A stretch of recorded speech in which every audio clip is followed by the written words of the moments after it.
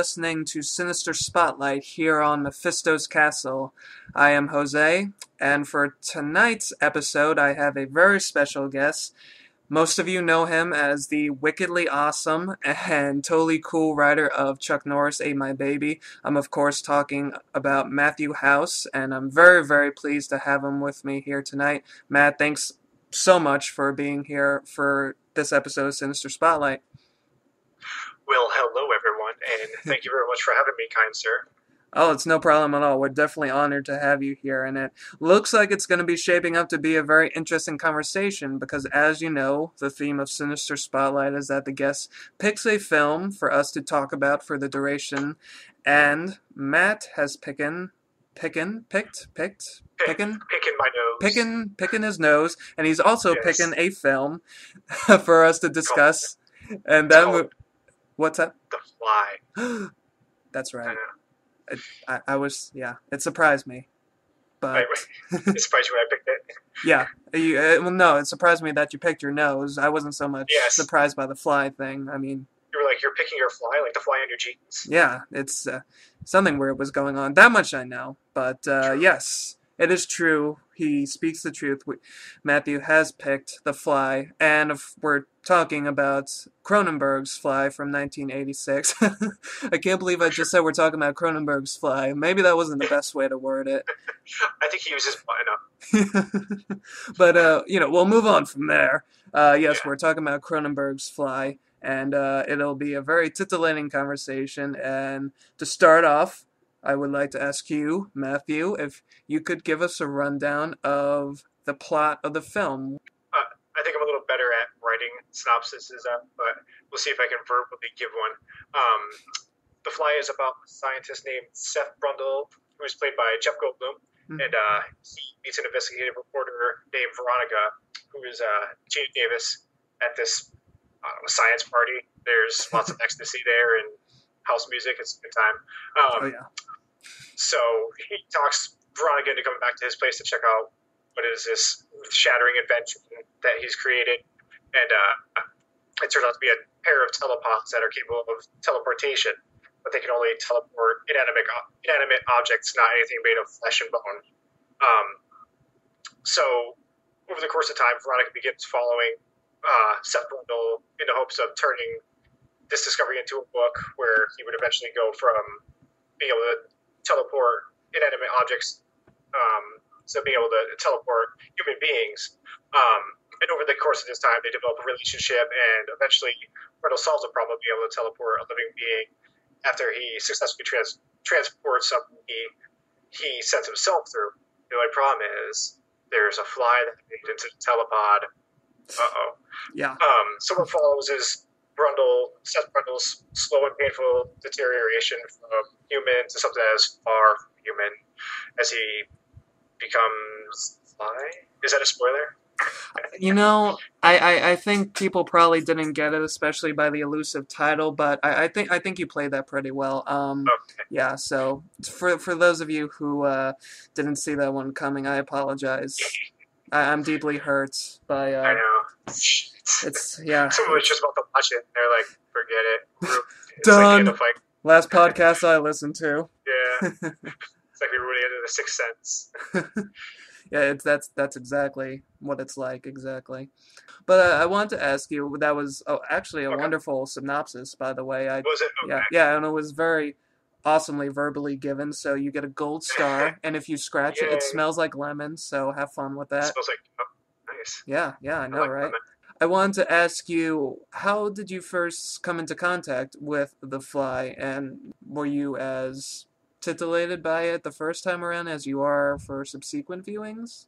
I guess The Fly goes way back for me.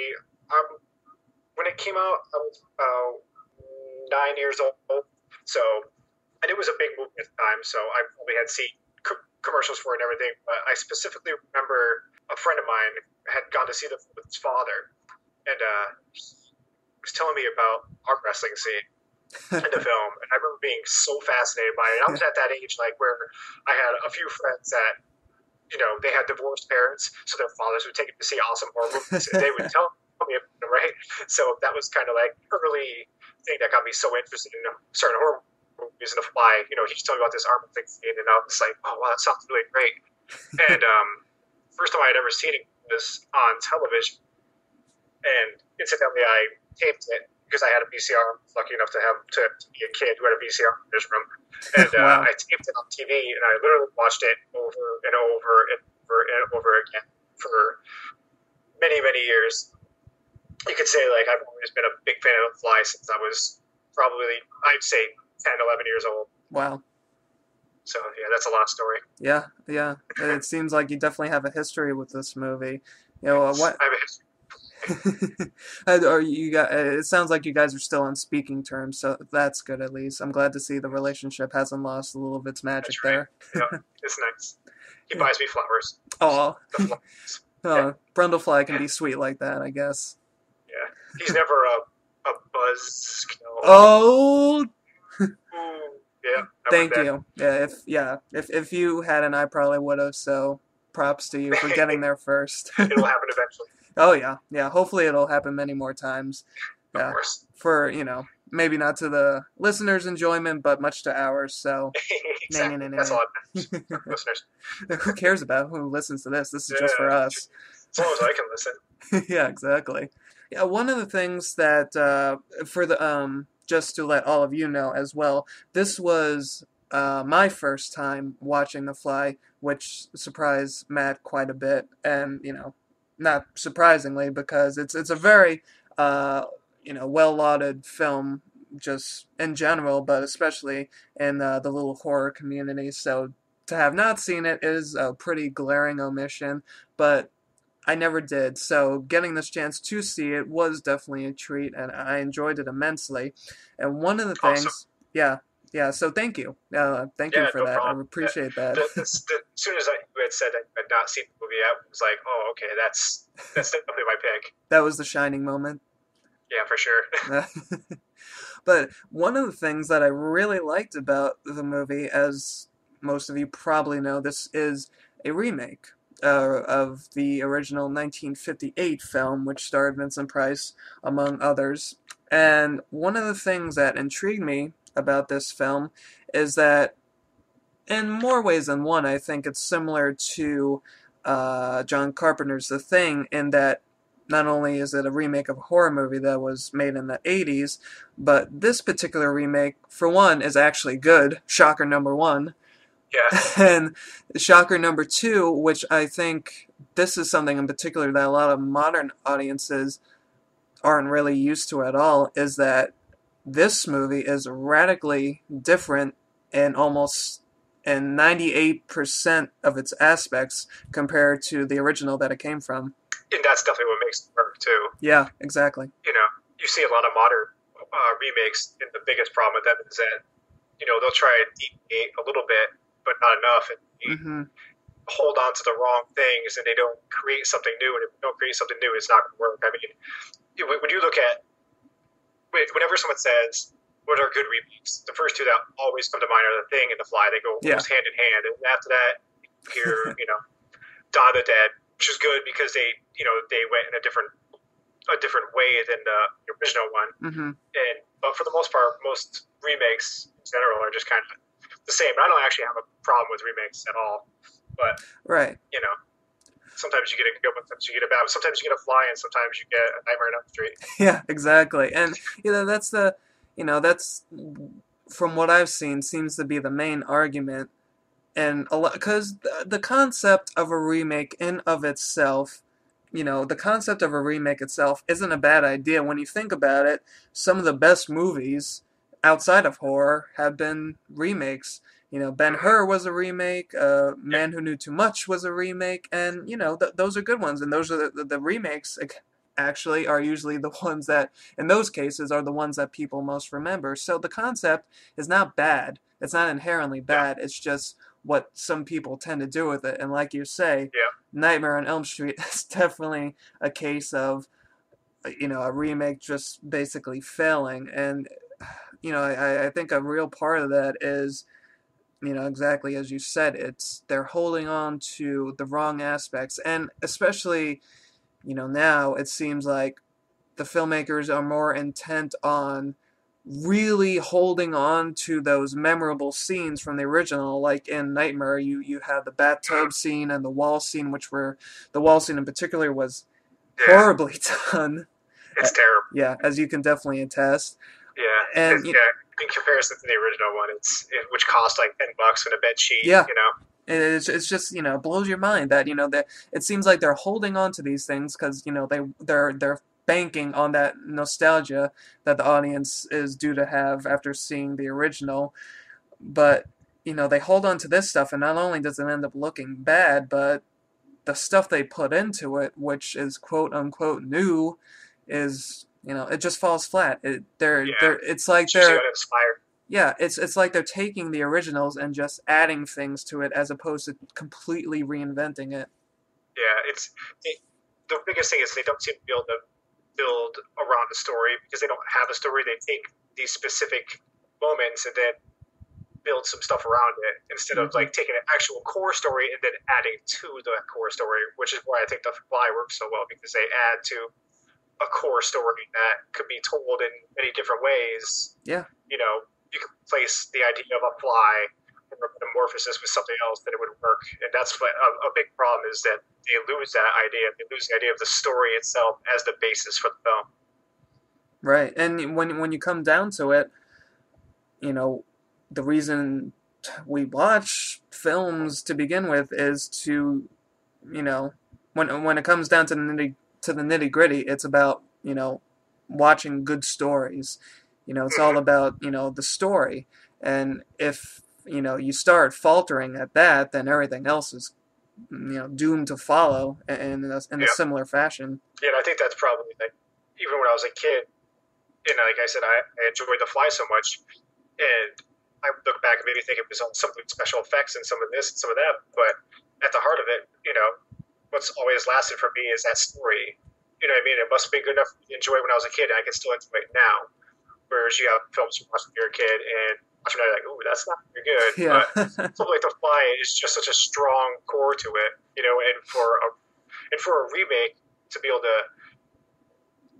in a way that is different from the original, but without being so drastically different from the idea of a fly, getting rid of the camp value and just adding kind of some heart, not about some heart, but adding like a love story to it, and adding like characters that you can relate to in one way or another. Yeah, no, you're definitely right. I mean, it's it has a certain timelessness about it because at its core, it's really one of the it's just a simple traditional story. I mean, Yeah, yeah, it's just in a sci-fi horror trapping of this guy changing, and being mm-hmm. genetically spliced with a fly, but it's in essence it's just about really a love triangle, and Yeah, one person of that is changing in a way that causes some type of dramatic tension between everybody else. So it's really those stories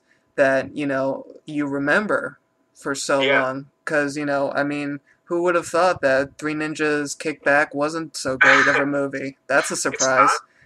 Well, that Is that the that's one with that's Hulk Hogan? yeah, that's what I say in public anyway, so. Yeah, But yeah, it's sometimes simplicity can be, your best friend. Nothing, everything doesn't have to be so extravagant to the point that, it just has to be all a bunch of sparks and colors. It can just be a simple story, and that's what really pulls your audience in. yeah, definitely. But another aspect of this movie that I really enjoyed, and one of the points in that it deviated from the original, is that in the original, when Andre, I believe is the scientist's name in that one, he transforms into the fly.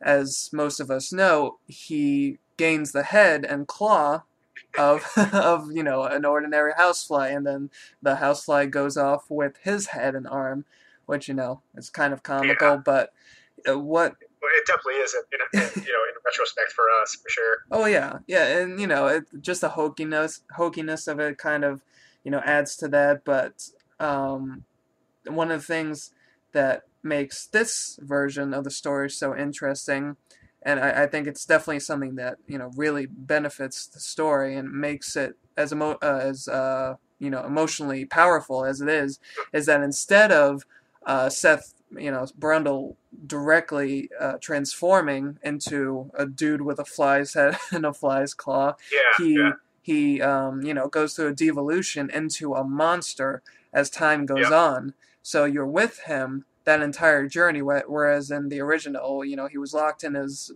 laboratory basement, and we just kind of got everything from the wife's perspective. So it was really in secrecy. But in this movie, Cronenberg puts the scientist right in front of the camera, and we're with him the entire time, and that's something that I think Yeah. really, really works for this story. That's definitely a Cronenberg thing, just to have that, because he's obviously the body horror guy, Yeah. and to take someone instead of just turning them into an instant monster to actually show them go through the process, the painful process, and a process that they're not even sure what's going on with their body, is what makes it really interesting, because he doesn't know what's happening to him, and he's going through these different emotions. His mental stability reflects his physical metamorphosis. He's got highs, he's got lows, and his body has highs strength-wise, things he could never do before, but then he's falling apart too. And as he discovers this, he's not sure how to take it all.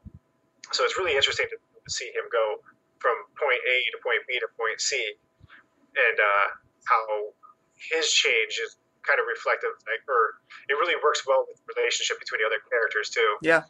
With it being kind of about a relationship too, you could say it's kind of a metaphor for, if you date someone and you think you know them and they start changing, they look at it like that in a way too. But yeah, I think there's a lot of depth to be taken from having a metamorphosis like this, as opposed to just, hey, there's a monster, the claw. Yeah. Whoa. Oh yeah, it's got a big fly head. But somebody get the raid. No, but no, that's that's the fact that it parallels the relationship definitely adds that, it gives it much more dimension to it, especially the other member of this triangle. By the way, I don't think we've gotten a chance to mention him. Is I know. is him out of my synopsis on purpose, because he needs his own time. Exactly, he needs his own topic in this podcast. We should just stop this show and then start a new show. Yeah, it's the Stathis show. Yeah, Stathis Baron is his name, I think. I forget his last name. I just remember that awesome first name. Yeah, he does have a great first name. Yeah, he's played by John Getz, and he's amazing in this film. Oh God, I was telling Matt earlier as well. I love characters like Stathis, because right when you meet this guy, he's an editor for a science magazine, but as we all know, editors are the scum of the earth, as most movies would tell us. And Stathis does not disappoint in that regard. He is, just a skeevy jerk, and you can't help but. Yeah, you can't help but love somebody that openly disgusting. Yeah, he's an interesting character. He is such an asshole, but he does have a lot of depth to him too. Yeah. Like he kind of anchors Seth Brundle and Veronica, because he's the ex. Uh-huh. He's still in love with her. And I really like that. As much as he's like an asshole to her, like, you could tell that like he just loves her so much. So he's being an asshole, kind of just like he doesn't know how to hang. He's being immature, being like any guy who can't deal with not being able to get what they want. Of course, he's always wanted these things from a magazine, right? Yeah, exactly. So he deals with it, but he does care for her, right? When it comes down. You can see it in his comments, because he makes a lot of those dick comments all the time about very misogynistic things like, "Oh, can we sleep together after this?" and all that. But you see a few moments later on where he kind of like questions, "Should I say this? Is it gonna be douchey?" And he says it, and he kind of feels like bad almost. Yeah. That happens. Again, this is kind of a spoiler. Sorry. That happens right around the time that it becomes apparent that Gina Davis's character is pregnant. And that's when you really start seeing the change in Stathis, where he realized, okay, it's serious time. I can't throw designers' clothes around the store anymore. Oh, that's such a good part. What I love is there's a moment when he figures out that they're kind of together, and he runs into her at the store and he sees her buying this coat, this Yeah. jacket. He's like, "Oh, that look great on him, isn't it?" He's all pissed, and he later on he sends like that threatening magazine to them, which was basically meant to kind of scare her. And Uh it's it has Seth Brundle on the cover, and he's wearing the jacket on that cover, huh. I which didn't just catch tells you that. how furious he was about that whole thing. He put the jacket on there, shit, and Oh, but of that's too course, funny. but like I said, like he does care for her, and as soon as she shows up and tells him, "I don't want you to do it," he's like, "Okay," because he'll do whatever she wants. Like he'd do anything for her. You could tell he would, even if she's dating some other guy, he'd do it for her. Yeah. So yeah, at the end of the day, as as much of a dickwad as he really can be, and it's especially shown at the climax of the film because, in essence, Stathis becomes the guy that we kind of are forced to Mm-hmm. root for, but it doesn't take too much forcing because he's shown us that he really does care and he's willing Yeah, to do whatever it takes to protect. and he doesn't suck, but he does. Yeah. So Well, it's. Oh, go ahead. he Sorry. shows it when when he takes her for this is probably all spoilers, so sorry if anyone hasn't seen the movie, but he does take her for the abortion. Like he takes her, she's pregnant with someone else's kid, and he wants to help her, and he's there for her. That shows a few times that he will be there for her, no matter how much of a dick he can be. Like his facade can be such an asshole, but deep down he'll do whatever it takes to make her happy. He does care. So Right. when you see little moments like that, by the time you get to the end, you're not surprised that he would step up and try to help her as much as possible. It doesn't really turn out so great for him, but Yeah. hey, shit happens. Yeah. Yeah. Or in this Shit case, happens. or in this case, vomit. But same Yeah. same thing. But Hey, but you know what? He always has a creep. Doesn't matter. yeah, and at least he has that magnificent beard of his throughout the whole movie. So hey, he keeps some things. Exactly.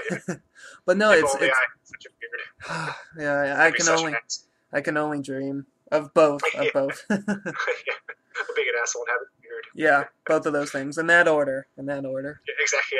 Yeah. But We're having an it's asshole with a beard. well, they kind of go hand in hand. You can't have a beard and not be an asshole. You're kind of mandated by the laws of humanity to be Exactly. somewhat of a douchebag if you I mean, have luxurious facial hair. yeah. You've seen But Kenny Rod as an asshole. but no, he has a really wonderful character arc, and it's really a credit Yeah. to Cronenberg and Charles Edward Pogue, I think his name is, if I'm not Yeah, I mistaken. think the last name is Poe. Yeah, that much I know. Yeah, it is Charles Edward. Okay. All right. Cool. Yeah. But yeah, they really do some great things just with the story in general, and their characters are really really strong, and it's one of the things that I really like about that too is there are really in this movie only three cast members. Everybody Yeah. else is kind of incidental. It's just our three our three leads, and it Yeah. just completely revolves around them. And when you have as strong actors as you do in those leads, I mean, it's just magic. I know it's a Yeah. cliche, but it really is. Yeah, it is. Yeah, the performances all around, all three actors do a great job at what they're doing too, and it's like you could look at the movie in two different ways. You have that love triangle with these characters as one core of the story, while the other core is Seth Brundle's change. So it's you have two very strong aspects that come together so perfectly because that change affects that triangle too. Yeah, exactly. And it's just, the way everything kind of weaves in between each other, the transformation and the relationship, like we've been saying, is, Yeah, it's just, it just works so well. One of the cooler things too, when it comes to the characters, particularly Seth Brundle, is that we mentioned that Stathis goes through an arc of sorts. Brundle does as well. Of course, his changing moment is obviously when he becomes spliced with the fly, and yeah, it's such a cool because when we first see him at this science meeting where he is first introduced to Gina Davis, he comes off convincingly, and Goldblum, he just pulls it off so well. He, yeah, he convinces you that he's basically an awkward, geeky type of guy, and yeah, he looks very handsome. He looks basically like a model, but he's still the kind of bumbling scientist. And then right after he transforms, he well, it goes without saying, he basically becomes an entirely new person. He becomes Yeah, highly excitable, and just seeing those scenes alone of Goldblum on the sugar highs I know. are hilarious. Well, yeah, I love that he's always eating sugar and Yeah, flies are attracted to sugar. But yeah, another thing I love is there's the key scene in particular where he's like really something's up with him is when he's putting all the sugar in his coffee. yeah, And that's kind of telling right there. But how he's talking, he's so hyper. He starts exactly. going off on this crazy tangent that barely makes any sense. But he's doing it in a way that's almost irritating. That makes me think of like a fly and how a fly kind of is buzzing Yeah, around, just bzz, bzz, bzz, and that's exactly how his performance is. And even as he moves forward, he kind of has more of that twitchy, kind of a overly excited, way of being. It's really fun to watch him. He does it wonderfully. yeah. No, no, that's funny. I didn't. I mean, yeah, I got the idea that because he was consuming all this sugar was Yeah, obviously due to his activity, but I didn't really take into consideration that even his speaking mannerisms just kind of match up to the annoying buzz of a fly. That's yeah, just one of those intricacies that just completely blow you away about this movie. that's what. Those are little things that make the great. The movie's so great. Those little touches, Yeah. they're so what's important. Right now, they just work, great. Um, Speaking of some of Goldblum's rants, one of his, in particular, is right about the beginning of the time that he transforms. I think it's right before the arm wrestling scene is when he's Yeah, talking to Gina Davis, and he goes into his tirade about the fascination of the flesh. Yeah, flesh. Yeah, which as that's movie yeah. stuff. Yeah, as we all know, that's definitely a Cronenberg trope. That's apparent Exactly. in a lot of his movies, and this one in particular, it's not crazy explicit like it is in, say, Videodrome, where there's just so much weird tumor morphing Yeah, going on in there, and yeah. vagina abdomens. It's not quite as excessive as that, but Huge woods vagina chest. yeah, but it's still there in this movie, especially when like we say Goldblum is going off about stepping into the plasma pool and figuring out the Yeah, mysteries of the flesh, and he going past the limits of the flesh and into a totally new realm of being, which of course is just his fancy way of saying I'm gonna tear off my skin and turn into this really disgusting looking fly creature.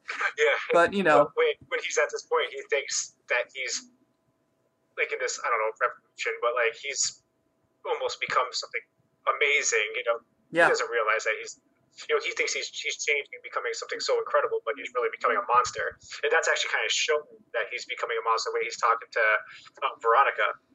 Because he's an asshole. Basically, he's like belittling her.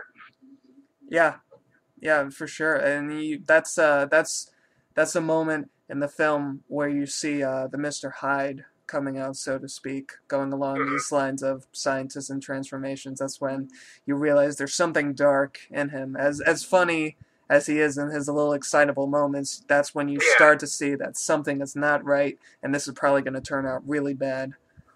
yeah, he's very obsessed with himself now.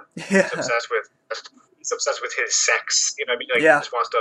Like I think that everything sets him off at that moment because Gina Davis doesn't want to keep up the. She doesn't want to bow because she's probably tired, dried out, and for real, she has God. the plasma. Her plasma pool is all dried out. Yeah, exactly. That's But why he's so then upset. and then he gets the idea. If I send you through, then you can keep up with me, and we can blah blah blah. And she doesn't want to because she obviously can tell that there's something wrong with this guy. It almost sets the whole thing up. Yeah, that's who knew that flies were such nymphomaniacs. It's crazy. Jeez. It's Spanish fly. He must be a Spanish fly. Yeah, he's a Latin lover fly. Yeah, His name is Juan. yeah, But yeah, as you can probably guess by by this whole fascination with the flesh motif, it obviously opens the door for some very showcasey special effects, which again is another staple of a lot of Cronenberg's earlier movies. Not so much anymore, but really, when you get down to it, first of all, the effects that you do see are great, especially the Brundlefly creature, which is Yeah, yeah, it's stands like up very well. yeah, it's crazy because it's like equal parts unsettling and kind of pathetically cute with its big black eyes. It's it just makes you feel weird. It's sad looking. Yeah, it's just it's like a kid on the back of a milk carton. Imagine seeing Brundlefly there. Like, have you seen It's me? like, it's like a little homeless kid with a couple pencils. Yeah, he's got his baseball cap on. Yeah, you have a quarter, sir. Turns out that you're a milk inside the carton and it's just Brundlefly vomit, which It's like, oh, you're close enough. I like my milk a little chunky anyway. Yeah. But like the effects are really great, the ones that are there. But something that kind of surprised me when I watched it is that I thought anyway, there's really not a lot of excessive gore and messiness going on. You feel the same way? Yeah, I think it's simple Yeah, and how things are done as far as I think a few of the biggest ones are when he's pulling himself apart, like when he rips his fingernail out. yeah, He doesn't ripping is actually the wrong way. He pulls it out, you see it, but it's not like focused on. mm-hmm, It happens. It's kind of chewing on it. It happens. It's kind of like and just the way he squeezes it, and some pus kind of comes out. It's very gross, but it's not like where you would see in a lot of like recent movies. You kind of do that over the top, and they show you it like directly on. It's still right, gross, but it's not quite unsettling like it is The Fly because it's kind of subdued. yeah, and just the fact that they don't. Cronenberg doesn't make such a big deal out of it. When it happens, it startles you because it's so unexpected, because you're not there. It's not like he makes you anticipate it, like, seems to be the method of a lot of, filmmakers. And it's not necessarily a bad thing. Like, take, for instance, the shaving scene in Cabin Fever. Yeah, You yeah. know, You know that's happening, yeah, you, but you know it's going to happen, yeah, but where you know that these teenagers are succumbing to this flesh-eating virus, and you see the close-up of her shaving, and that's when everybody in the audience starts grinning because they just yeah. know what's gonna happen. It's a good payoff too, but it's a different kind of payoff. It's more of a Exactly. like all right kind of Yeah, it's payoff. it's You it's can supposed to feel it be a like a bit, but group reaction. Yeah. it's a little more in your face. Oh, But for I think sure. it's that subtlety that Cronenberg shows, like in those scenes, and then he even shows it, earlier. One of the first moments you see in his transformation is when Gia Davis, or Davis, that's not her character's name. Veronica wakes up, and she is Gia Davis. Yeah. Deep down inside, she wakes up Somewhere. and she's like, "Where's Brundlefly?" And she looks for him. He's over there, in this kind of darkened area of they live. He's like in a loft of some sort, Yeah. and he starts doing all that gymnastics on the chair, Yeah. and all these amazing things that most people cannot do. I'm sure Goldblum cannot do. But instead of like, when he finishes and stops, and they look at each other like, "Whoa," but they don't talk about it. That's it. The end of the scene. You don't hear them saying like, "That's amazing. How'd you do that?" All this. Yeah. The scene happens. You saw what he can do. It's on to the next scene. There's no lingering on his metamorphosis, even in the earlier stages, and that continues till the very end. Right. Exactly. And it's like, it's that approach to it, like you say, that makes it so, just it just takes you totally off guard when these horrible things do happen. Because the one Mm-hmm. example that I remember you brought up, which is really a brilliant little moment, is Brundlefly is there looking like a walking wart, basically, sitting at his 1987 computer. I love that committee. It's just pretty awesome. I like the gloves he wears. He looks like a Power Ranger. I actually wear those. Really? Yeah, Wow. pretty cool. You should feel pretty special. I do.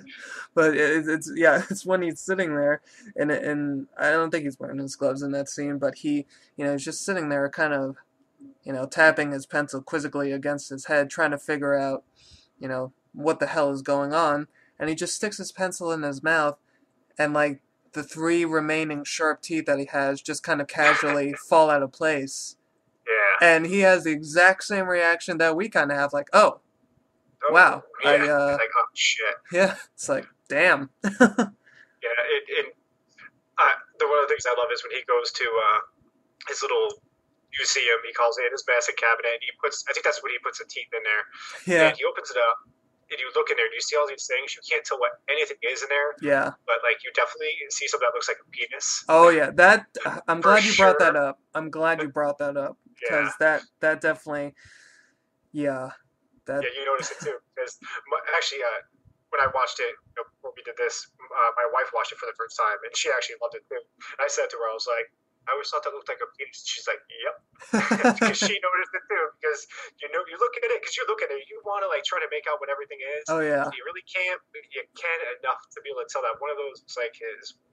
yeah, and it's totally unsettling, not Yeah, cool whatsoever. It's it's like, just like, oh, we're going with you, we're going along with it, and hey, there's a penis in the medicine cabinet right next to the title note. I think I'm gonna yeah, puke. next to and it not his teeth. Yeah, it's just yeah, again, it's just sometimes you know that subtlety just works more than any type of in your face griminess could Mm-hmm. ever. Yeah, and even all the effects at the end when he changes too are just when you look at this movie, it's a monster movie through and through, especially at the end. That's like Oh yeah, almost a classic monster movie in a lot of ways. yeah, And you have a man in a suit, everything, and it looks great, and then it just hits a goes from this kind of monster man in a suit to like a whole nother level when he transforms the final transformation, and that isn't even really lingered on either. That happens fast. That's probably I don't know, maybe 15 seconds at the most, yeah, and a lot happens.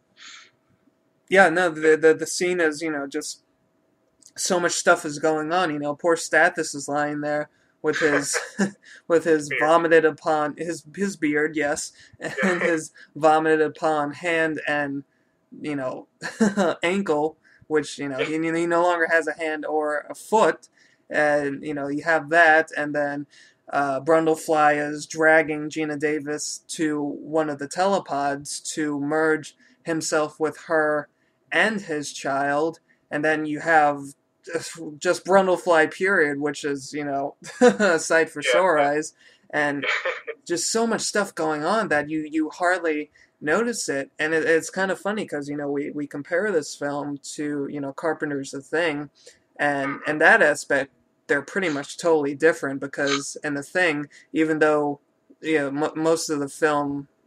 Most of Carpenter's movie was kind of like in darkness, and it was much more about the whole paranoia of the critter being there, basically. Yeah. But they linger much more on their monster in The Thing than Because it's almost Cronenberg. all payoff for tension built. Yeah, yeah, exactly. And it's almost the effects in The Thing are definitely showcased more Yeah. so than the ones in The Fly, because there's not like we don't have a shot in The Fly where we see it kind of like twisting its claws diabolically, and it's like a zoom in at its Yeah. leering face. We don't get anything like that, which in The Thing we do. So Mm-hmm. as subtle as the whole approach to The Fly is, it's just as effective as The Thing, really, and some might Yeah. argue it's even more effective.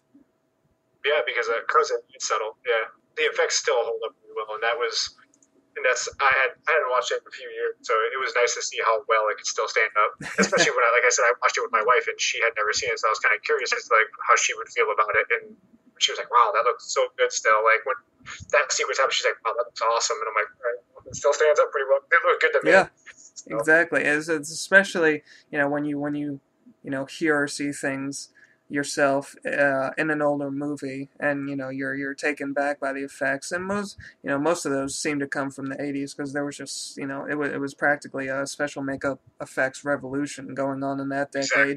Not that I know, because I wasn't around. No, it's just crazy that we can look on a we can look at a film that's 20 plus years old and still just be wowed by the Mm-hmm. effects that were at work in those. Well, it's almost like the argument for practical effects versus CGI, which I don't necessarily have a lot of problem with CGI. I'm not a Right. big fan of CGI blood, but Yeah. CGI can be used correctly. I mean, someone like Peter Jackson knows how to use CGI right, or Guillermo del Toro. Guillermo del Toro, when he did Blade 2, Uh-huh. he Right. used CGI and practical effects so well for I can't remember there's like hybrid vampires in that movie, Right. and Yeah. they're done with practical effects, but they have CGI smooth over to Mm-hmm. make them look more seamless and stuff like that is really awesome. But to bring it back to the remake thing, when you see Kruger coming through the wall through a bed sheet and it looks real and frightening as opposed to this special effect that looks like the Certainly. Frighteners Yeah. did. The Frighteners is like 15 years old now, and it looks like shit. It doesn't look scary. It doesn't look real. There's no threat to it. It's like you can see the difference. Like that's almost like it's like the same thing. You see these practical effects that still hold up so well. Right, exactly. And I mean, even if you're talking about, like you say, the exact same, monster or scene even, like when you mentioned the thing about Blade 2, the first thing that came to my mind, now obviously I guess it comes down to just the story of the two respective films, but still, when you take a movie like Blade 2, like you say that, I have seen that movie. It was Yeah, a few years ago, but I remember really, being taken by the Nosferatu looking vampires. That was just totally cool.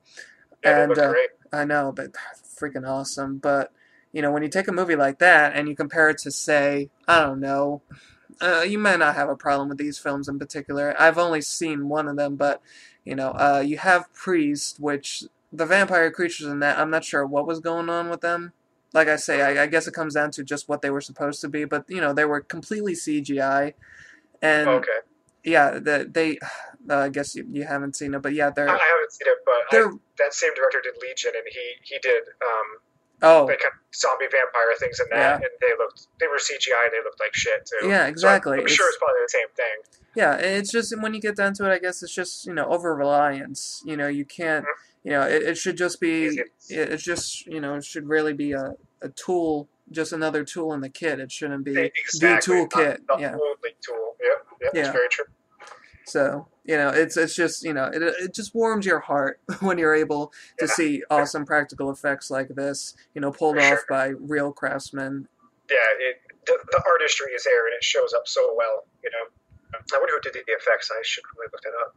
Yeah, I don't know offhand. I don't believe I looked that up myself. I don't. For some reason, I want to say that it wasn't any of the like the big names like K&B or No, either no, the Rob or it's a bunch of people. I see. There's a bunch of names. There's a lot. Actually, I think Robert Hall.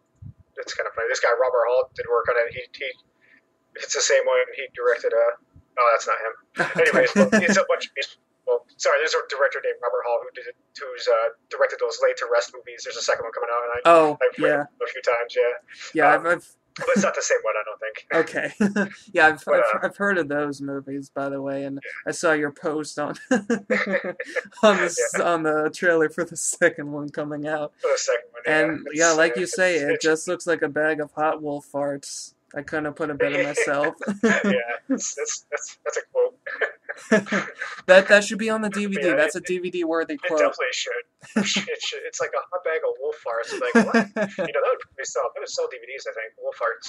Yeah. So, but yeah, it looks like a bunch of people did effects, worked on the effects. So, but hey, kudos to them. They did an amazing Yeah. job. So, Yeah. Whoever they are. good for. I'd read them off. That would take 10 minutes, and then No, people would probably by then if they didn't already. that's totally cool. But like you say, more credit to them for for all we know being kind of the new kids on the block compared Yeah, to everybody else that was working in the 80s like Rick Baker and Rob Bottin and all the K&B guys. So yeah, yeah, yeah, they definitely stand amongst the best for sure. yeah. I don't think we explicitly talked about one of the more queasy scenes in the movie, and it's the one that those who have seen it always seem to refer back to, and I guess that's with some definite good reason, is the arm wrestling scene. You might have heard us Yeah. allude to it before. There's a scene where Brundle goes to a bar and he's still on his crazy sugar high, plus the fact that this is right after he goes on his flesh fascination rant with Victoria, and he challenges this beefy Canadian lumberjack looking guy to an arm wrestle, and of course everybody laughs because as fit as Jeff Goldblum looks, it's obvious that he probably couldn't take this guy down. But Yeah, anyway, this dude's a rough and tumble yeah, kind of yeah, trucker and dude. he's got a mean mustache to prove it. He does, yeah. You could probably Yeah, arm wrestle with the I love that the other mustache. guy goes, "Watch out, he eats chocolate bars."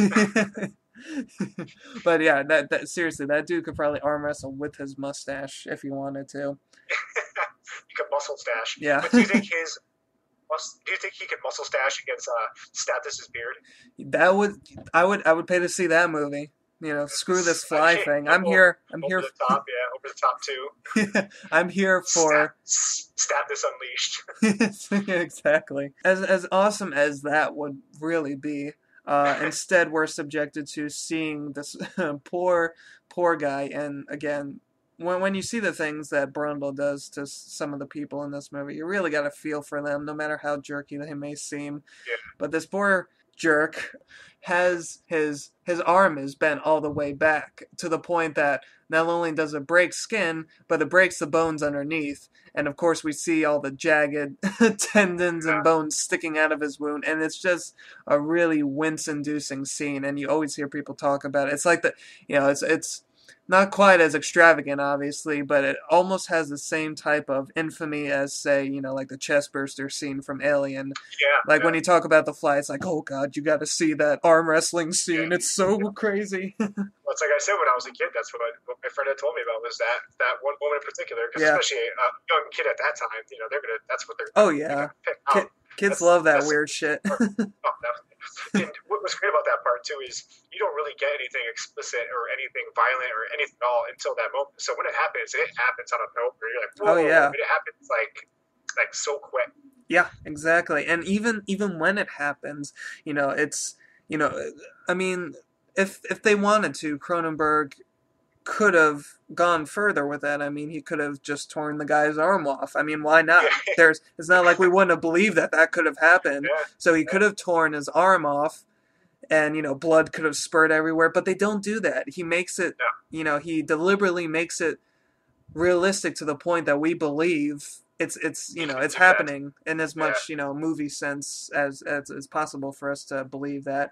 But there's no real excessive blood spurts or anything like that. It's just that one glimpse inside this guy's arm, and that's enough to send people screaming.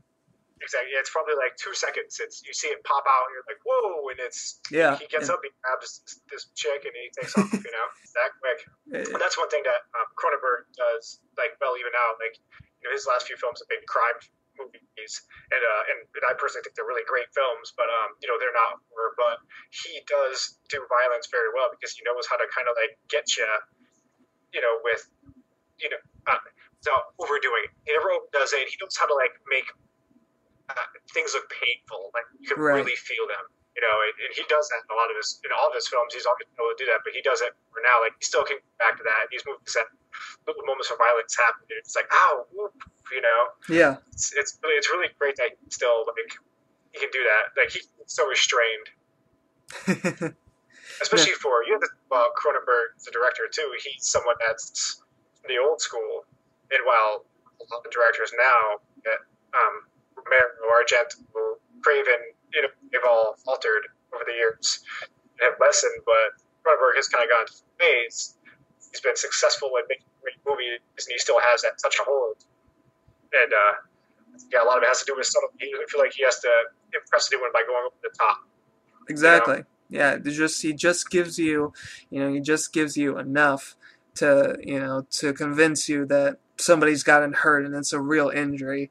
And he seems to know that the more restrained it is and the more realistic you make it, you might not get such a verbal response as a whole audience screaming at a girl shaving off her leg flesh, but it gets it presses that mental pressure point.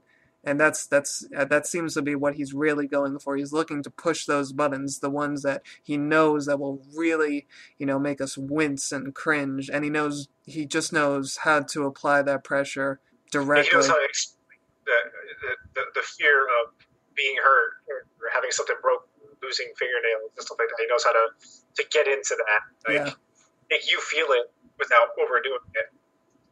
Right. Yeah. It's just, if you, he just gives us an inch, so to speak, and that's enough. And we're, once we see something like that, once we see something that, for the most part, we can relate to. Obviously, we can't relate to turning into flies, but everything that precedes it, we can definitely, make some connection with. Like, I'm sure there's at least a few people who have had their fingernails torn off in some fashion, or for those of us who may be young enough or maybe old enough to remember what the pain of losing your baby teeth were like. Yeah. We can all relate to the things that happen on some level. Yes, we don't have vagina abdomens, and we don't, have Well, yeah. we don't have uteruses on the outside of our bodies. So some of those things we can't relate to, but he still has those things that we can make a connection to totally freak us out. And it works. More than people are comfortable than having them work, for sure. And it's funny too, because despite all this really heavy stuff going on with the realistic injuries and all this messiness with the flesh, it's almost like in this film in particular, Cronenberg, all the other creative forces behind this film aren't afraid to address the inherent silliness in the plot. Like they realize, okay, the prospect of a man turning into a fly could very well be the setup for a good joke. And they don't treat it as outright farce, which is kind of funny. I'm just gonna tangent off to a little anecdote I heard really quick. I heard this film was produced by Brooks Films, which is Mel Brooks's production company. Yeah. And if the story was true that I heard it a while ago. I love it. Apparently, for whatever reason, the public was convinced that since this film was being produced by Mel Brooks's company, that it was going to be a comedic version of The Fly.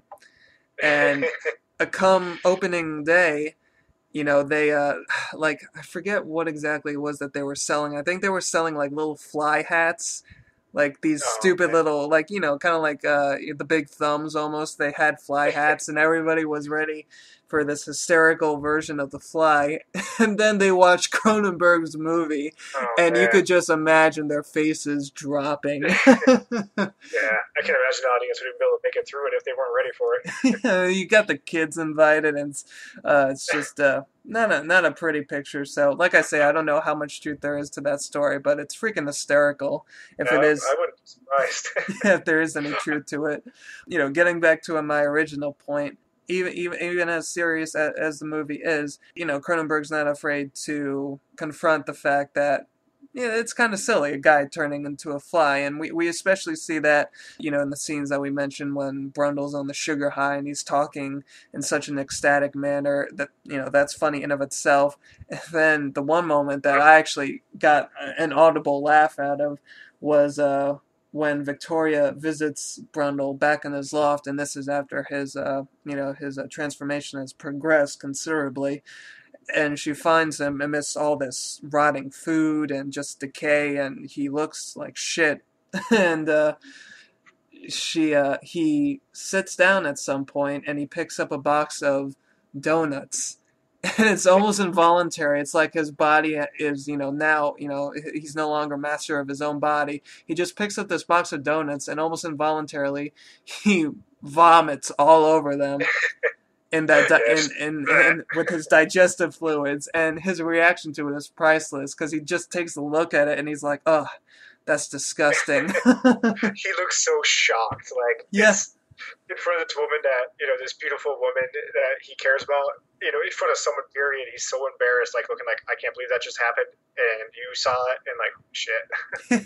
it's like, an embarrassing moment on your first date. It's like, spitting up your water or something, or choking on a piece of food, or such a human reaction to such an inhuman action. Well, that's what makes it funny too, is because it is a human reaction. Like, you can kind of relate to it. You're like, well, it's a realistic reaction, but it's funny because that's how you kind of feel. It's like, how else could you react? It's always good when you have I think, a flexible mindset when it comes to just making any type of movie, especially horror, because, people, especially now in the wake of, the Saw movies, people find it, people seem to just take the genre too seriously. And, that's not a bad thing. It, makes, obviously there's more of a gritty flavor going on in movies like that, and it just makes it a grueling viewing experience. But, when you have little moments of black humor like that to help liven the mood up, it helps vary the viewing experience, I think. Yeah, it's good because it's funny and it's gross too. It's not overly gross, but it's just like, oh, like, it has a nice little balance. Yeah, for sure. And, it's kind of sad that you don't see too many movies nowadays that employ, gallows humor as much as they could, which, Hmm. I love. I love when, movies are willing to poke fun either at themselves or, a certain event that's happening in them, like this moment when he vomits on his Krispy Kreme donuts or whatever they Yeah, are. I know. I wonder if they were good after I would have tried them. I mean, yeah. because I like baked donuts. So Yeah, I like mine with extra cream, thanks. yeah, yeah. Please, thank you. But not that kind of, Yeah. not the status cream Oh, because you know yeah. I got big batches of Oh, yeah. They sell that by the gallon at Walmart. it. Something else you mentioned too before, uh, that I thought should maybe explore a little bit here before we wrap up is the fact that when we were talking about the story of The Fly and how it's so translatable, I think one aspect of the story in particular, I think that you kind of mentioned too when you said this, was the illness itself that Brundle is going through. It's like you say, it could be replaced with anything really. I mean, it could be, a drug addict story, and it could probably still Yeah. be as powerful. Well, I think that's what you see with Seth Brundle and his kind of evolution or de-evolution, however Yeah. his evolution to a de-evolution. It is kind of like he has highs and lows like a drug addict would. He's almost addicted to himself and his newfound, I guess it's glory if you want to call it. And it's really interesting to kind of see him go through these highs because there's moments where he feels great. He thinks he's some superhuman, and he's been cleansed. It's like a word he uses. And then Yeah. you see him later on, actually around the same moment when he barfs on a donut. Is when he comes out. You haven't seen him for a little bit. Gia Davis walks in, Yeah. or Veronica. Jeez, I should probably say character names, huh? So she walks in, and he comes out. He's on like these like little crutches. Uh-huh. It's completely crippled looking. He's deteriorated. Looks like shit. And he says he's like, I think this is like a cancer. And there was a lot of stuff that's been said by critics and people over the years that the film is like a metaphor for AIDS, because especially in the 80s, AIDS was, Right. all the rage, I guess. So to speak. Another way to Yeah. put it, but it was really Everybody popular was at the into time. it. Yeah. Everyone was into AIDS. It was a Only lot the of fun. cool kids did it. but Cronenberg said, well, it's not about AIDS necessarily, but if someone were to have AIDS or know someone that has, or is HIV and would go on to have AIDS, would see that in it. You can see the illness of it. You can see the illness no matter what your sickness is. You can see that deterioration, because when you're sick, you're deteriorating. Right. It could be a form of cancer, it could be a form of anything, but it's almost like this broad sickness that's, I guess, brought to life a guy who's turned into a fly, which is what it comes down to. But it's really interesting to see this guy fall apart and then kind of come back different stages and fall back apart. And then you have to kind of wonder at the very end when he becomes full fly, I guess. You got to wonder where he is mentally. Yeah, Like, I for wonder sure. what he's thinking. Like, is he high? Not high, like his drugs high, but is he at a high or is it a low, or is he almost taken over completely? Right. And I think, that's and you get this kind of redemption in a lot of transformative horror movies where uh you know they tend to, like, in werewolf movies and other such films, a lot of the times they have that little redeeming moment where in The Fly it's Victoria has taken hold of Stathis's shotgun, and The Hmm. Fly now morphed with the innards of the telepod, just crawls pathetically over to her, and Yeah, he actually it takes looks the. great. Yeah, oh, it almost looks like something right out of H.R. Geiger or something. It's Yeah, crazy. yeah, Um, but yeah, he takes the shotgun and he presses it against his head. I think that's them telling us that there is just enough humanity left in him to realize, or just enough humanity in him to know that he's in a lot of fucking pain and he'd like to yeah, yeah. be put out of it at least, and at most he realizes that he's a monster and he just for the better of society and humanity he just needs to be put down finally. Yeah, and it's kind of sad in a way, especially for Dina Davis's character, Oh yeah. because she's going through this whole time. This whether or not it's crazy for her to like go as far as she does. This guy, she loves him. She's been with him for however long. But she grew very close to him very fast. And you see their connection, and they have a great connection. Yeah. And on the other side, you have kind of staff that's pushing her towards him, or you know. So by the time we get to this point, you have to feel really awful for this girl who has to kind of kill the person she loves, is whether or not he's a fly slash Yeah. No, machine yeah. and all twisted up and shit. He's still in there somewhere. That person that she cares for. Yeah, and she has to, she has to kill the father of her child. That alone is crazy to Oh consider. yeah, yeah, Yeah. yeah. Even more so, she is carrying the child too. Hey, it's a heart-wrenching moment, and I sniffled a little bit. I'm, I'm not afraid to admit it. I It's got a okay. little teary-eyed at the brundlefly. So Yeah, yeah. It's a sad moment though yeah. too. Yeah, and like you say though, I want to get back to what you mentioned about the illness because I think that's a great point. That especially how Cronenberg himself worded it is that somebody who has AIDS will of course see that, and the character of Brundle, and somebody who has cancer will see that. Anybody because disease is disease, and if it's something Exactly. if it's something along those lines, it's going to deteriorate you in some form or another. So when Yeah, you that's see right. it, yeah. So when you see it manifested in a movie like that, not specifically, but you see something that's close to it on a fantastic level, I think that's kind of what horror movies in general kind of, It paints a broad stroke, yeah, which means a lot of different people can relate to it in different ways. exactly. Yeah, and that's what, a lot of horror movies, the good ones, I think, Yeah, should do, because they're really just dark reflections of, our fears and ourselves. And when you keep it, use broad strokes, and when you keep it general to the point that anybody in any types of society can see something, a little bit of themselves or a little bit of their culture, and scare them. That's what, makes movies so timeless. It's because everybody universally is able to relate to it in some way. Once it accomplishes that, then everybody will remember it and everybody will treasure it. well, yeah, because it's everyone's afraid of, I guess, falling apart. You could look at it as dying. He's Yeah, dying in a lot of ways, and everyone's one of the biggest fears for. I think the biggest driving force of fear is dying, of course. and watching him deteriorate is kind of watching him die.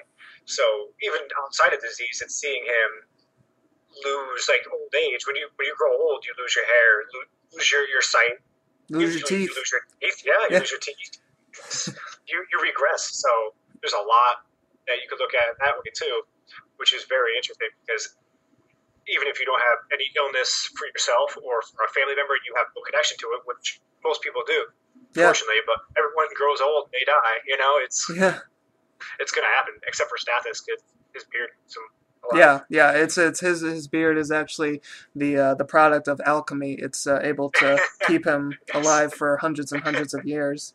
So yeah, he gets a get out of jail free card just because of his facial hair. But besides him, yes, we all have to take that march towards the graveyard at some point in time, and it's one of the oldest cliches, but it's true now as it has been since the dawn of time, so to put it. That's inevitably what we're all kind of subconsciously afraid of, whether people choose to outright admit it, like, yes, I'm afraid of dying, or they look at that prospect in a more optimistic way.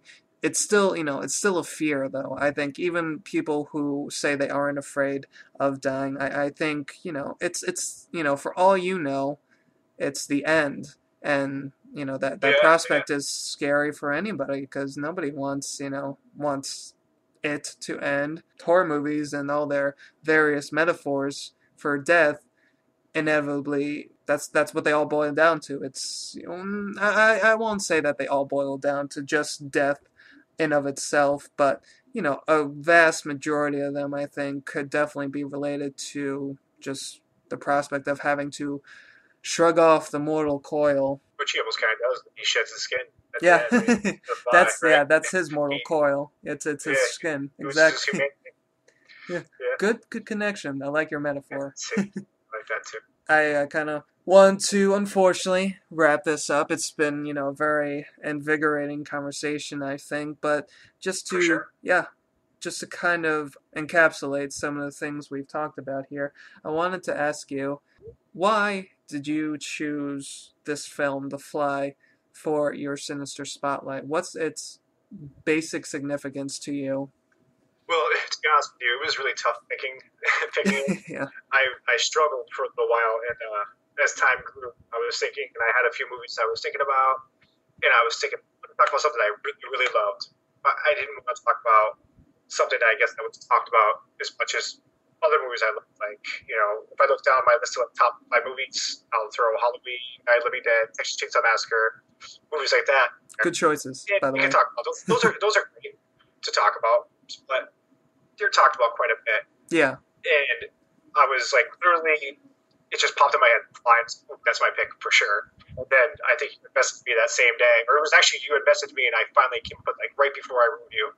And when you said that I'd seen it, I was like, well, I was almost more excited to hear your take on it because I kind of know your taste, and you really enjoy like classic kind of monster films. And I knew it'd be something that you would really appreciate and enjoy.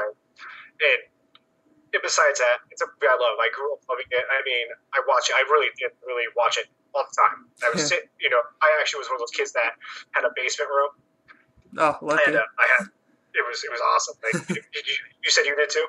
No, I didn't. We don't Oh, have okay. basements in Florida. Oh, yeah, that's We'll right. drown. There's no basements. I'm in Ohio now. There's no basements out here too. But in uh, Massachusetts, everyone has basements. But I'm one of those kids that like lived in the basement, had posters up on the walls, that kind of shit. uh, But so I had. It was originally a family that became my bedroom eventually. So I would watch my taped version Fly constantly on a loop. And I was a weird kid, obviously, because I turned out to be who I am today. I used to have a good friend of mine, Philip, who used to come over, and he hated horror movies. I would make him watch stuff like The Fly and the Nightmare on Elm Street movies. And we were eating. I remember my parents came home from grocery shopping. We were upstairs in my kitchen as they were putting all the groceries away. We started eating tapioca pudding, right? And I was taking a tapioca pudding and I was spitting it back out of my mouth into the cup, going, "Look, it's like The Fly," and I go, "Bleh." And he was like, "Man, it's so gross. Cut it out." So, in a nutshell, that little story kind of tells you why I picked The Fly. Well, that is a beautiful way to put it, and you're such a Yeah, nice friend to have yeah. from that It's such story. an odd story, but I love No, sharing because it's very telling of. no, you're exactly right, and I love stories like that because especially for people who have films that have been favorites of theirs since they were kids. Oftentimes that they have a really good story about how the film impacted them to the point that they just Yeah, always try to imitate it. So no, I think that's a wonderful story, and thanks for sharing. I really appreciate that. it's good to even watch it now and have that the members of it. It stands up, and it's great to hear someone like you that's never seen it and you've enjoyed it too. So I'm really excited. I picked it just to kind of share it with someone. I thank you immensely for picking that, and that's one of the things that I look forward to the most with this series. It's getting the chance to not only talk to awesome like-minded fans of the genre, but it's getting the chance to finally sit down and take the time to watch these movies that I've I've horribly have overlooked for whatever reason. So Yeah, The Fly being one of them, it was definitely a great watch. So thanks for picking it. I really it was fun. It was a lot of fun, and this very conversation of ours has been a lot of fun too. definitely. Had All a right. great time. And for those of you who are listening out there who have yet to see this movie, first of all, shame on you. I now have rights to say that. I really urge you to take the chance to watch it, because even if you put it off for so long, I think you'll be pleasantly surprised by just, how emotionally intricate and just amazing the film is. So take the time to watch Cronenberg's The Fly. And also, while you're at it, definitely take the time to stop by Matt's place. If you haven't heard of that, shame on you, seriously. Yeah, Yeah. Seriously. disgusting. Seriously though, Chuck Norris ate my baby. I mean, how can you resist a blog with a title like that? It's a ton of fun, and it's always a hilarious read. So definitely stop by that right after you finish watching The Fly, and be sure to send a comment saying thanks for the awesome recommendation. So Matt, thank you for joining us for this episode. It's been a blast, and I really appreciate you taking the time to be with us here tonight. No, I appreciate you having me, and I appreciate your company. It's been quite wonderful. Now, Appreciate it. are we just going to sit here trying to appreciate each other? I appreciate your appreciation. Okay, fine, you win. Matt wins. Okay. No, it's been a blast. It's been great. Thank you very much. Awesome. Well, it's been awesome. It's been, great having you around. So, that ends this episode for Sinister Spotlight. And I'm signing off here from Mephisto's Castle, and I hope you all have an awesome night.